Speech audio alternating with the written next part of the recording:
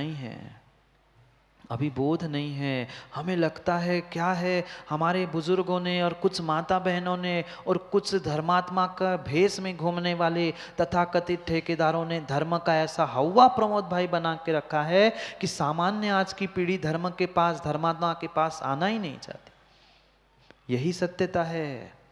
वास्तविकता ऐसा धर्म का, नियमों का, इन मूल गुणों का जितना हवा बनाया जा रहा है, ऐसा हवा नहीं है।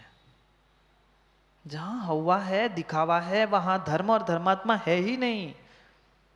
जहां धर्म है, धर्मात्मा है, वास्तव में वह सहज सहज और सबकी अपेक्षा से आचार्य भगवान ने धर्म बताया।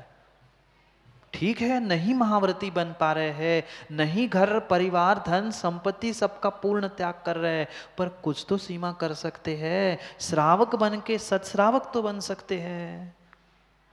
और सत श्रावक बनने के लिए कह रहे हैं, नहीं करो तुम पूर्ण पापों का त्याग, इतना तो कर लो। इतना नहीं कर ले, इतना सही तो कर लो। पर व्यर्थ में व्यर्थ में व्यर्थ में अनिल भाई जैसे लोगों ने जो हवा बना के रख रहा है, इसलिए आज की वर्तमान की युवा पीढ़ी धर्म और धर्मात्मा से दूर हो रही है। अभी नहीं गुड्डा भैया समझ में आएगा, पर 10-15 दिनों में सब सामने आ जाएगा। क्यों व्यर्थ कहा हुआ? जो है सो है, बताओ ना कि भाई ऐसा लिखा है, तुम्हारी शक्ति है तो तुम ऐसा ग्रहण करो, नहीं है उतनी शक्ति। कुछ दिन पहले भी मैंने पूछा था, दुकान में तुम सबसे सस्ती वस्तु वैभव दिखाते ना, पहले नहीं दिखाता। सबसे महंगी वस्तु पहले दिखाई जाती है, फिर जब ग्राहक की समझ में आती है कि ग्राहक की औकात इतनी है, इतना ही लेगा, फिर वो कम करते करते करते सब सामग्री दिखा। ऐसे ही आचार्य भगवान कह रहे हैं, नहीं है महाव्रती बनने की शक्ति, नहीं है अणुव्रती बनने की शक्ति।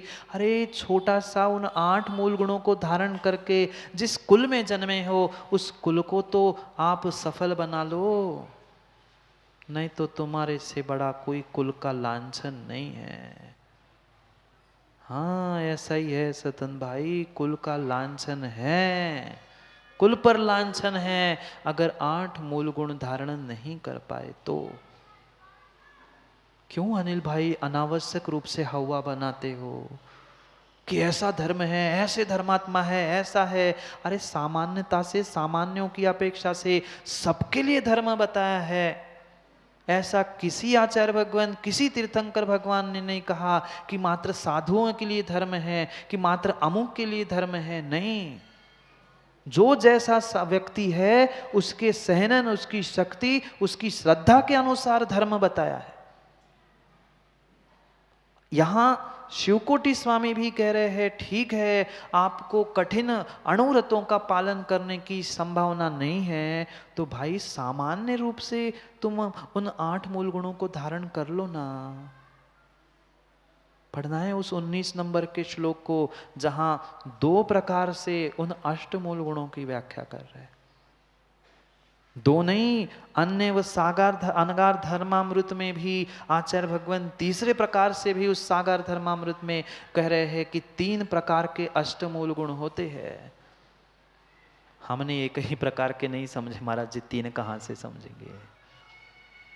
तीनों प्रकार से हमें समझना है भाई, तभी तो इस 8 से उस 8 की यात्रा होगी, नहीं तो फिर खाट पे पड़े पड़े। खाट में भी 8 होते हैं कक्का, खाट में भी 8 होते हैं। और जाते हुए बनाते हो, क्या कहते हो? जाते हुए बनाई जाती है, उसे क्या कहते हो? बुंदेलखंडी शब्द पूछ रहा हूं मुकेश भाई। ठटरी। उसमें भी कितने? उसको भी मात्र वह काम नहीं बनता, वहां भी 8, वहां भी 8, जन्म से लेकर मरण तक 8 ही 8। 8 ही की यात्रा है। जन्म हुआ था तो 8 थे, भले ही पालने की रस्सियां 4 थी, पर लकड़ियां मिला के आज की नहीं, वो तो कहां से क्या है, 8 है कि 2 है कुछ समझ में नहीं आता, खिलौने से बना दिए वो झूलो जैसे। जन्म से लेकर मरण तक की वह 8 की यात्रा है, ये भी 8 की यात्रा है। इस इंसान के श्रावक कुल से 8 मूल गुण से लेकर सिद्धों के 8 गुण की चर्चा है। ये एक प्रतीक है बंगेला जी, एक समानता का, कि वो जैसे सिद्ध परमेश जी 8 गुणों को प्रकट करके सिद्ध बने हैं, वैसे ही 8 गुणों की शक्ति तेरे भीतर है। पर वर्तमान में इन 8 मूल गुणों को धारण कर लो तो तुम्हारी उस पर श्रद्धा होगी और तब तुम सिद्ध बन पाओगे 8 गुणों को धारण करके। जितना जितना हमारे पूर्वाचार्यों ने जो व्याख्यान किया है, जो व्यवस्था हमारी आगम की है, ये परिपूर्ण रूप से तर्क संगत है। अतर्क से, बिना विवेक से कोई कार्य नहीं है। पढ़ो 19 नंबर के श्लोक को। 19 नंबर के श्लोक को पढ़ना है, जहाँ शिवकोटि स्वामी हमें उन श्रावकों के 8 मूल गुणों की व्याख्या कर रहे हैं। राजेश जी, जो 8 मूल गुण कहाँ रह गए थे? मूल गुणों में रह रहे थे। बहुत अच्छी बात है, सब मंदिरों में मंजन कर रहे हैं धर्मात्मा, पर अपना मंजन, उन प्रतिमाओं का तो मंजन कर लिया और भी करेंगे, पर स्वयं के परिणामों का मंजन। ये 8 मूल गुण जिसने धारण नहीं किए, वो ऊपर से कितना ही मंजन कर ले, कितना ही साफ सफाई चमका ले, वह चमकने वाला नहीं है। पढ़ो 19 नंबर के श्लोक में, फिर समझते हैं शिवकोटि स्वामी की 2 अपेक्षा और सागर धर्मामृत की अपेक्षा से तीसरी अपेक्षा। मध्यमास मधु त्याग संयुक्ताणुव्रतानि नुः अष्टौ मूल गुणः पंचो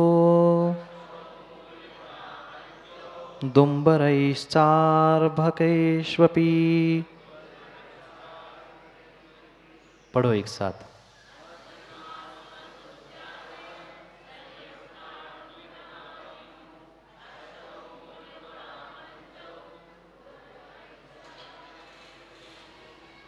आचार्य भगवंत हमारे इतने इतने इतने समझदार और इतने ज्ञानी थे कि उन्होंने सबकी शक्ति, सबकी विषमता, इन सबको देखते हुए धर्म का व्याख्यान किया। अगर मात्र बड़ों बड़ों के लिए ही धर्म कहा होता तो ये छोटी छोटी बातें आचार्य भगवंत लिखते ही नहीं। ये वर्तमान की व्यवस्था है कि आपने उस धर्म को मात्र बड़े लोगों के हाथ में सौंपा है। ये छोटा अष्टमूल को धारण करने वाला वह बालक जो 8 वर्ष का है वो धर्मात्मा है, पर 80 वर्ष का अगर वृद्ध 8 मूल गुण धारण ना करते हुए घंटों घंटों पूजा भी कर रहा है तो वह श्रावक नहीं है। पुरुषार्थ सिद्धि उपाय में कठोर कठोर शब्दों के साथ आचार्य भगवंत कहते हैं, जो वह इस 8 मूल गुणों को धारण करता है वो ही मात्र देशना ग्रहण करने का पात्र है, अन्यथा पात्र ही नहीं है। नहीं सुन सकता देशना। देने वालों के लिए भी कहा है, आप उसे ही देशना दे देना जिसने उस अपने जीवन में उन 8 मूल गुणों को धारण किया है। देशना क्या दे रहे हैं? हम तो मात्र जिनवाणी का उपदेश ही दे रहे हैं ना। पर आचार्य भगवंत कहते हैं उपदेश भी समझदार को दिया जाता है, मूर्खों को नहीं दिया जाता। भाई समझ कक्का उसी को दो, उसी को समझाओ जो समझ सकता है। जो समझने वाला नहीं है उसको समझाने से, उसको उपदेश देने से हम व्यर्थ में अपने समय को, अपने परिणामों को और पुण्य को खर्च कर रहे हैं। किसी भी प्रकार से आप कितना भी प्रयास कर लेना, पर बंदर को समझा जाएगा? ऐसा ही हुआ। एक चिड़िया थी, अपने सुंदर घोंसले में बैठी थी और रोज रोज उस बंदर को इधर उधर फुदकते हुए देखकर उसको लगा कि थोड़ी सी सलाह दे दूं। सलाह भी किसी को फ्री में नहीं देना। जो समझदार है उसको ही उपदेश और उसको ही सलाह देना चाहिए, नहीं तो अपने माथे बैंड बज जाएंगे। उसको लगा कि कैसा पागल बंदर है, इंसानों जैसे 2 पैर 2 हाथ है, इतना सब कुछ करता है, तो ये क्यों नहीं काम करता? मैं तो चिड़िया मात्र 2 पैर और एक चोंच के द्वारा इतना सुंदर घोंसला बनाती हूँ, अपने उन नवजात बच्चों को अंडों की सुरक्षा के लिए मैं ये बहुत सुंदर घोंसला बनाती हूँ। अभी बरसात का समय है, कब पानी शुरू हो जाएगा कोई भरोसा नहीं है। दया आई, करुणा आई किसको? चिड़िया को। और दया करुणा के वशीभूत होते हुए उसने कह दिया उस बंदर से, किसको? बंदर से, बंदर तू बंदर इंसान जैसा है, हाथ पैर सब कुछ है, और मेरे पास तो कुछ नहीं, फिर भी मैं इतना सुंदर घोंसला बनाना जानती हूँ, और तू क्यों नहीं काम करता? तू लकड़ी उठा सकता है, बहुत कुछ कर सकता है, अपने लिए भी थोड़ा सा घर बना लेना। कभी देखा बंदर घर में रहते? नहीं रहता। बना भी दोगे तो घर को तोड़ के चला जाएगा। काम ही है बंदर के। अब किसी की अच्छी सलाह कोई सुन सकता है भला? किसी की अच्छी सलाह कोई सुन सकता है भला? नहीं सुन सकता। हमें ज्ञान दे रहा है, हम इतने पुराने, हम ऐसे धर्मात्मा, और आज का मोड़ा हमें सिखा रहा हो। उस चिड़िया का उपदेश, वो तो दया करुणा के वशीभूत उसको सलाह दे रही थी, उपदेश दे रही थी कि तू इतना बड़ा बंदर इतना सब कुछ कर सकता है, एक अपना भी घर मकान बना के रह ले, तेरे बच्चे बाल बच्चे सब व्यवस्थित रहेंगे। पर दूसरे की सलाह पुसाती थोड़ी है। उसने कहा मैंने पूछा तुमसे, मैं क्या कर रहा हूं, मैं स्वतंत्र हूं, मेरा काम मैं कर रहा हूं, आप अपना काम करो। फिर भी रहा नहीं गे चिड़िया से। तो ना दूसरी बार उसने कहा, बंदर मान ले अभी पानी आएगा, कहाँ भगता फिरेगा, कहीं तो सुरक्षा होगी, थोड़ी पानी से धूप से कुछ तो एक छाव सी बना ले, कुछ तो बना ले। पर बंदर तो बंदर था, कौन की मानता है? चाहे मन बंदर हो चाहे पेड़ का बंदर हो, कोई किसी की नहीं मानता। जैसे ही 1 बार 2 बार 3 बार उस चिड़िया ने कहा, अब आ गई गुस्सा बंदर को। कहा मुझे सलाह दे रहे, मुझे समझा रहे, तुम कौन? एक इतनी सी चिड़िया और मैं बंदर, और मुझे सलाह दे रहे? आया गुस्सा, आव देखा ना ताव देखा, पटक जाके उस डाली पर खड़ा हो गया और पूरे उसके घोंसले को पटक दिया, तोड़ दिया।